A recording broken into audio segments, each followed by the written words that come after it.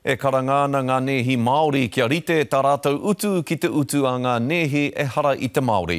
Ko te tōpūtanga tapuhi kaitiaki o Aotearoa, te rōpū e kōkiri ana i tēnei karanga.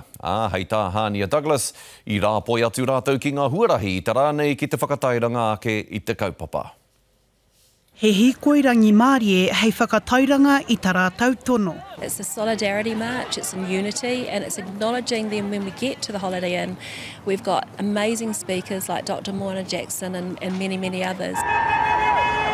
I timata te hui ātau o ngā tapuhi taketake i te rānei, engari ahakoa he nui ngā kaikōrero mana nui i whakaritea mo ngā tapuhi Māori toru rau nei, ko te tahi o ngā aronga nui he tono utu o rite. Ko tā mātou nei mahi, ki te whakanui i te mahi o mātou, nā nehi Māori, nā tangata iwi taketake o te ao hoki. What we're saying is that for the same skill that's required, whether you're working within a Māori Niwi provider group or within a district health board, the payment must be same, and that's not. E ai ki ngā tatauranga, kei ngā takiwa o te 25 ōrau te whawhārua utu i Wainganui i ngā tapuhi puari hauora ārohe me ngā tapuhi kaupapa Māori. The theme for this year's conference is about Karanga Mai, a call for change.